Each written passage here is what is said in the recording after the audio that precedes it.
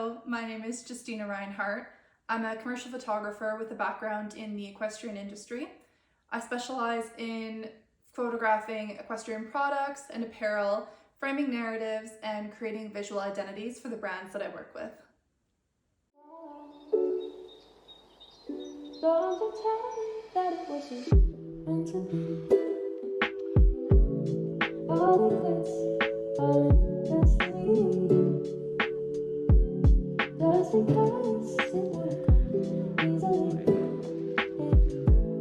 Doesn't mean I shouldn't try. Don't you tell me that it wasn't meant to be. All the glitz, all in destiny. Just because it won't come easily. Doesn't mean I shouldn't try. Don't you tell me that it wasn't.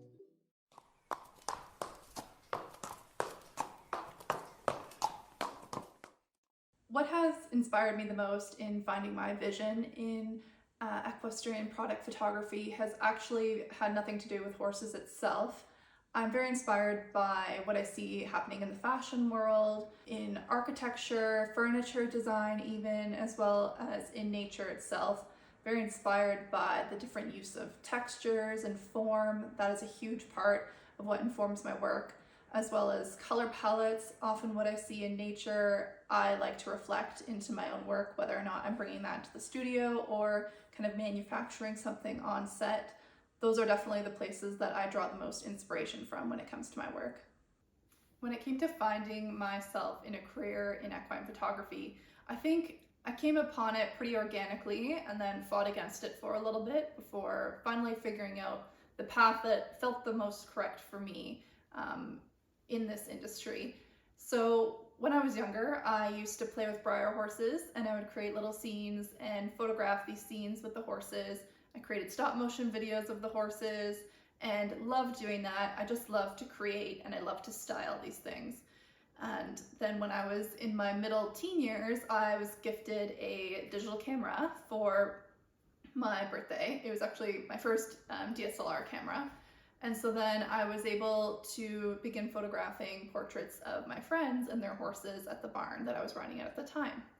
I really enjoyed that. I started making a little bit of money doing that, but I decided that it was going to be something I did on the side. I did not want to go to school for photography. So I went to a university and started a degree there, realized that I was not happy. I was finding more joy in editing the photos that I had taken on the weekend of friends and different people with their horses. I was starting to build a little bit of a client base at this time, and then decided I'm going to pull out of university and I'm going to transfer to an art school where I actually did a Bachelor of Photography. When I was at school, I learned a lot about working in the studio. I learned about styling, how to research, how to build concepts, and I knew that whatever I wanted to do, I wanted to have working in the studio be a part of it because I just felt so in my element. I loved styling and I loved just like the slowed down pace of working there versus being on set and running around all the time. Obviously that's not how it works in the commercial industry, but when you're working on your own and kind of getting to figure things out, you have time to slow down and play with that a little bit. So during that time, I became very interested in beauty photography of certain products that I was seeing on like the Sephora website, face washes and makeup, and this beautiful way and interesting way that these products were photographed. And then I started thinking, why can't I bring that and photograph equine products this way? You know, in the equine industry, we have a lot of beautifully crafted, high quality pieces that oftentimes the details and the work that are put into creating these pieces is overlooked because the photography doesn't highlight that and doesn't really do the products justice. You know, if you have something that you're asking a high price point for, you need to make sure that the imagery behind it is doing it justice and helping you sell that product.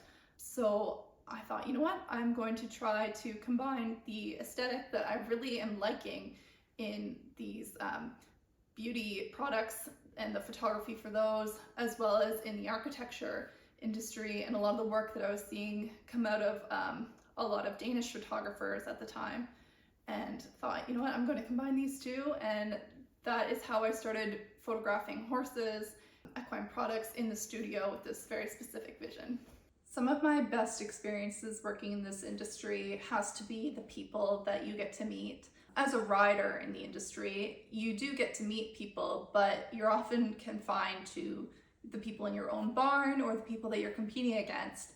And, you know, maybe occasionally you'll meet someone else that you click with who's also interested in horses. You have a much smaller circle, whereas for what I do, I have the opportunity to work with a lot of very interesting people. I've built some great connections and made some probably lifelong friends out of this, as well as I've met some pretty incredible horses and got to view some very beautiful barns in the process. Some of the more interesting places that my work has taken me would have to be Wellington, Florida.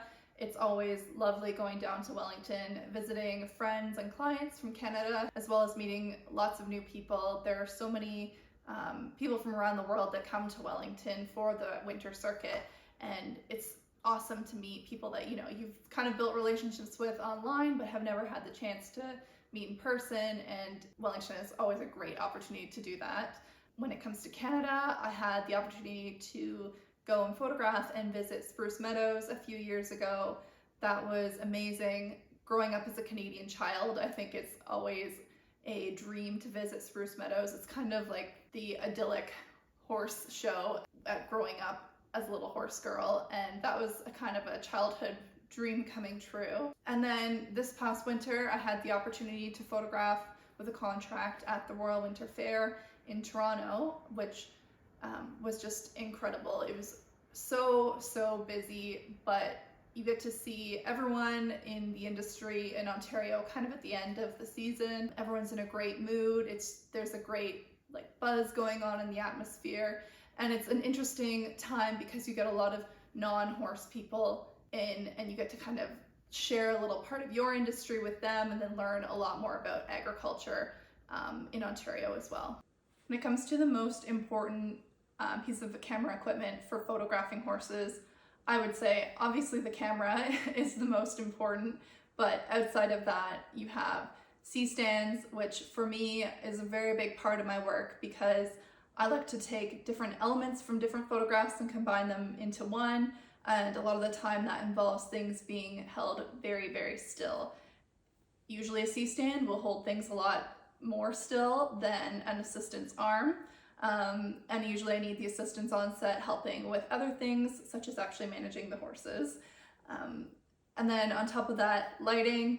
I'm very particular when it comes to lighting. I can work with natural light, but I do prefer to actually have the ability to craft the light myself, fine-tune things, and really make the image rather than kind of working with what I've got. And then probably the most important piece of boring equipment would have to be sandbags. When it comes to working on set, everyone needs to be safe, and the easiest way to keep everyone on set safe, as well as all of your equipment safe, is by weighing it down and keeping things at minimum risk of falling. I think one of my favorite projects to date would have to be the work that I photographed last year with Shauna Whitty, or SAS Photography, for her wallpaper collection in partnership with York Wall Coverings. Shauna had created wallpaper in a peel and stick format by photographing different horse coat colorings and then having a pattern so that the wallpaper lined up really seamlessly, and they're beautiful. So she had this idea of photographing horses with the corresponding coat colors in front of the wallpaper, kind of on a background behind them. In order to do this, we actually photographed the horses against a white background, and then in Photoshop I went in and matched the scale of the wallpaper and then brought it into the background behind the horse. This was a really fun project because not only was it really unique, it was different than the typical product photography that I've worked with. It really did combine taking equine portraits and then bringing that into the product itself, but it was also really fun working with Shauna, who is another creative whose vision is so unique in her own way, but also very, it works very nicely with my creative vision. The two complement each other, and having Shauna on set, getting to work with her during that day, I think we had 5 horses that we were shooting, and we did a little bit of video as well. It was a very full day, and I really enjoyed the environment of getting to work with another creative on set. Working with horses is incredibly rewarding and definitely not without its challenges. You have to be extremely patient and you have to be calm in order to allow them to relax on set. We have, a big background set up. We've got lights. There's usually a little bit of a upbeat energy on set. And in order to keep the horses calm and happy, you have to be willing to take breaks.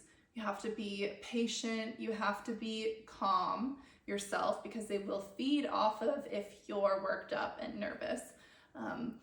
And at the end of the day, you have to understand that when it comes to horses, they don't know what you're asking.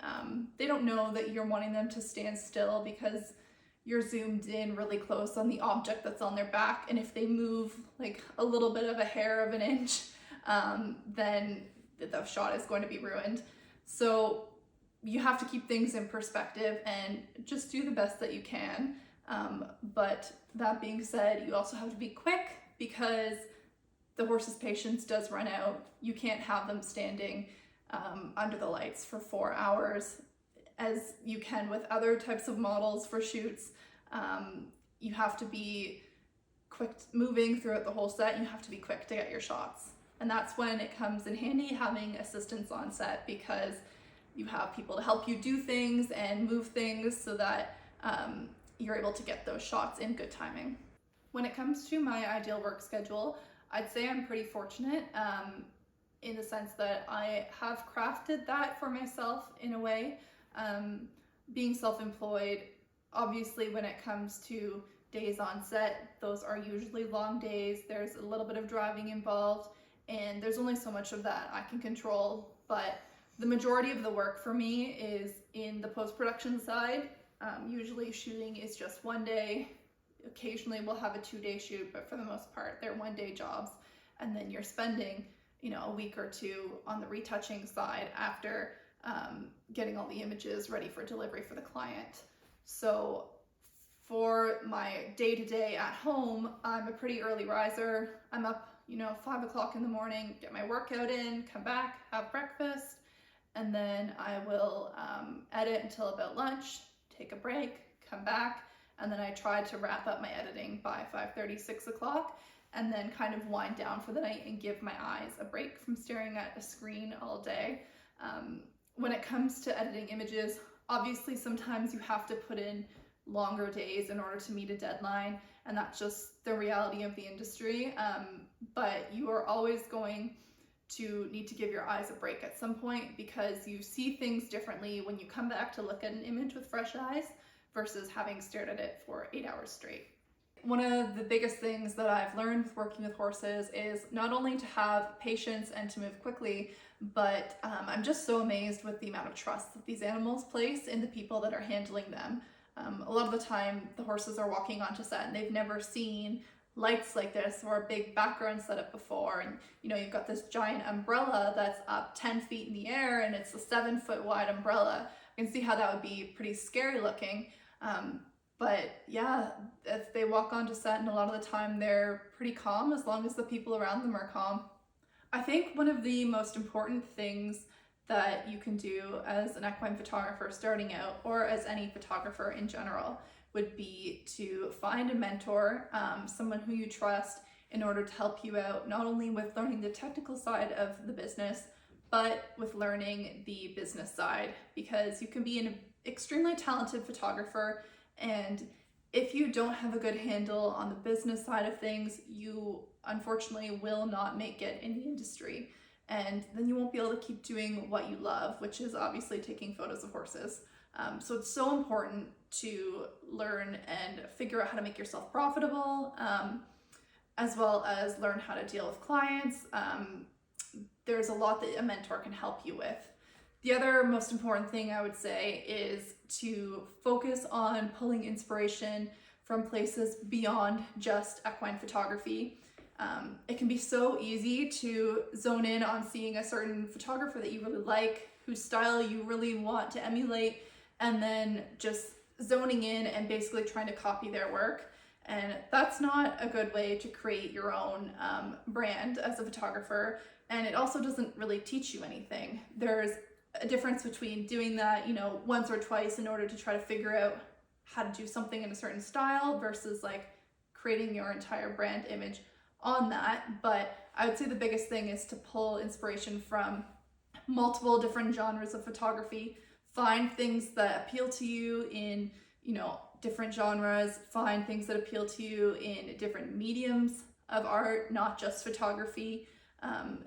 Pull on your personal experiences in life in order to create your photographic voice and kind of like your stance on creating art, and then go from there. Each of us are unique, and we all have unique experiences in life and things that we are drawn to, and if you pull from all of those different things, you're going to create art that is truly a reflection of you and is unique to you and something that nobody else will be able to copy. I just want to say thank you to Equine Mastery for featuring me in this video. I think what Equine Mastery is doing in regards to being the publication for the voice of equine welfare in Sri Lanka is so important. It's great that they're bringing this educational content to people all over the world so that we're keeping the door open so more people are able to create a career involving horses and these animals that we love so much in ways that maybe they didn't realize they could do before.